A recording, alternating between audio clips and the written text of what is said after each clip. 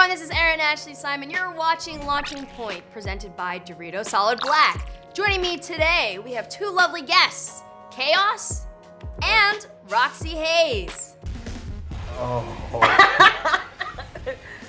Oh no! I just hit 1,000 subscribers. Hey, what is up guys? I'm the Chaos here, and today I just want to start off the video by saying thanks. This is the early days. So this is like me living with my parents, and this is like the whisper commentary, right? I'm like you can kind of hear it. I'm a little low, but I'm speaking fast. But I hit 1,000 subscribers. How do you feel looking back and celebrating that moment? And you didn't expect to hit that, but now you have thousands and thousands of followers. Yeah, seeing that now is just like, wow. I could have stopped at any moment, but like, I didn't for some reason. Like, I guess I enjoyed speaking that slowly or lowly back then, so I just kept it up. So Goku, Yo! how does it feel to be a deadbeat dad? The editing, look at the shaky cam. No steady Yo, cam. I was just in there like, So I was literally just walking around, going up and like talking to people, and just like, it was a whole lot of random like celebrities and cosplayers and stuff there. It was cool. You know how like we look at these videos and we're like, oh, they're cringeworthy, but I feel like now, content-wise, we're moving back towards that Ugly. quality. Yeah, like Oh. very And not like a cheap. super, yeah. Definitely, like, yeah. you know, what are you guys' thoughts on that? When there's a cringe factor, people react better in the comments, and they're like, oh wait, this is kind of cringy, but I kind of like it because it's different and it's not normal. It's not the norm. So yeah, I think it's okay at this point. When I look at TikToks, it's like, I can make that. It doesn't look like a big production. It looks like something like homemade stuff. So it kind of gives you like that nostalgia quality. What is your launching point? How did you both start? I started back in 2012. This is ancient times. Ancient times, hold on, sir. Don't make me feel old over here. It feels like a long time ago. I was more of a gamer commentator back then. When I started YouTube, I wanted to get into film and movie production, and my first few videos were mostly skits. Found out about gaming, and I started with gaming, really, and then more editing my own stuff, and it kind of just kept going from there. So I started, I'm about to be old. So I started doing like YouTube, I think it was like 2010, something like that. And I was just kind of on there just looking for something to do. I was bored. I started doing stand-up, same kind of thing. I started doing sketches from there. But I always played games, but I didn't start streaming games until like right before the pandemic, actually. Like I got my setup and I went from there. You know, in the gaming world, I don't know about y'all, but I'm 30. And I feel like people, like some of the young kids would be like, y'all are old. And I feel like I'm getting to that phase now where there's certain things that the younger generation are doing. And I'm like, oh, I didn't know this. Like, I understand like how my parents and family Yeah. feel. So how do you two go about like staying up to date with the latest trends? Because not only are you now competing technically with yourself, you're also kind of in the business competing with those who are younger than you too. True. You can go first. Okay, so I'm 33, so I'm in the same boat Hey, as you. 30, Let's 30, go, 30, baby. let's go. So I'm 33. I have a daughter too, so that's kind of where I get to, I don't have to figure stuff out. I just like literally go ask her. She's 13, so she's right in that like tween gaming stuff. And I read a lot. I'm on Twitter a lot. TikTok is like the Yeah, that's like super the top. gap. Twitter Yeah. and TikTok together is where I just go find stuff. I think just the short form content is what bridges that gap, really.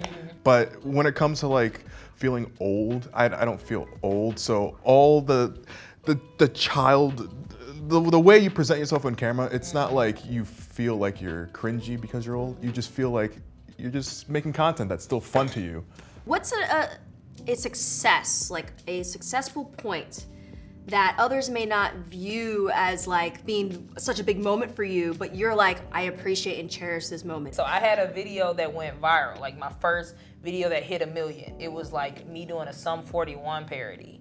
And it was one of them things that like, we had did it before the pandemic. I edited it one night and I just posted it at midnight and it got 1 million views. Wow. And Halle Berry retweeted it. Oh, wow. Yeah, Halle Berry retweeted. I was like, oh, I'm that guy. Like I made like this is success. Like when I love her so much, I love you, Halle Berry. So yeah, that was probably the moment I was like, oh, like I'm doing something right. What made me realize like, oh, I'm doing something, Rockstar, GTA, like they followed me because I just made like a simple Lion King parody of like the trailer before it came out. And it was just like, it was very scuffed. This was 2013.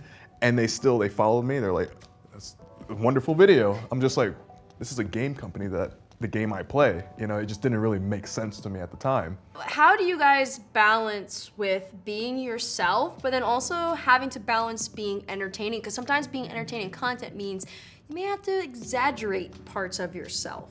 Sometimes I feel like online you do have to be way more. I will say, like, I'm already like loud and extra, but like online it's like amped up. Like I'm way more aggressive. Like my online persona is almost like a troll. Not a troll, but like I'll fight you.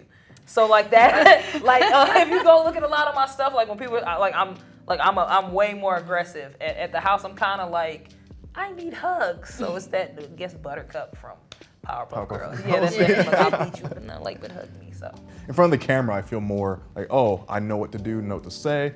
You know, most of the time it's just like I'm chill. I'm a nice, just chill guy. But then most times, other times, when I'm with people, just more outgoing, I speak more. I have to work my way into it first. So. Do you feel like you ever have to change yourself depending on what rooms you're in, especially for business? So I also used to be a teacher. So like when I first started like doing comedy, I was a teacher. So at that point, I definitely was kind of like you were saying, like I couldn't have I wear like different color hair and like all this different stuff. I couldn't really do that. But honestly, since then, no, I'm kind of like this all the time. Like I've had like corporate meetings and I'll be cursing. I'm trying to stop doing that, but I'm definitely like, hey, this is who I am. This is who you're gonna get. Yeah, I realize now, like, yeah, back then, that video clip that you showed, I did not curse at all. Getting more YouTube friends and more comfortable, I started cursing a lot more, but then obviously cutting out the curse words still.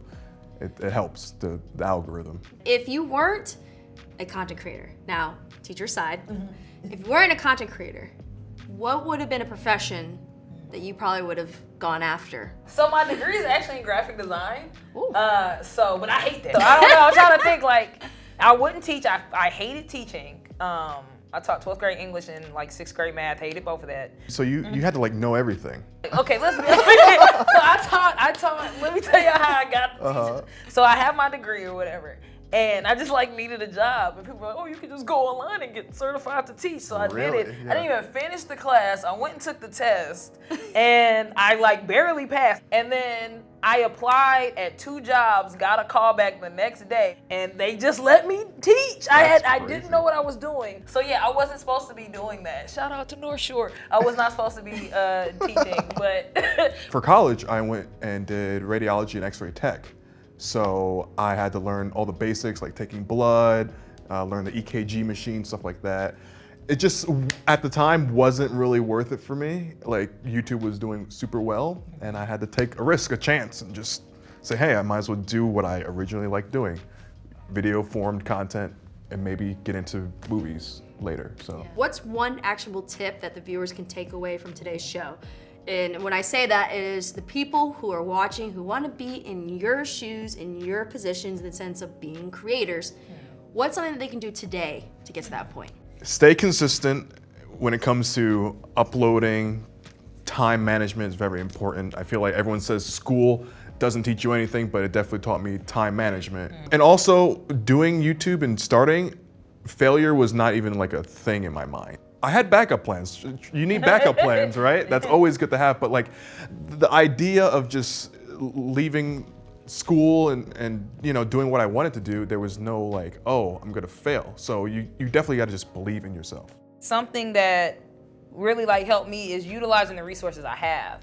I feel like a lot of times, like people I talk to, I have a whole lot of friends that are like, I want to do what you do. I want to make videos. And it's like, you literally have a phone. You have everything you need right there. Like there's free editing software. Use what you have. You don't have to go buy lights and ring lights and tripods and all of this. Like I used to record, I would stack books up and lean my phone on some books, or like I would get my daughter to hold it, or like something. Like just use what you have.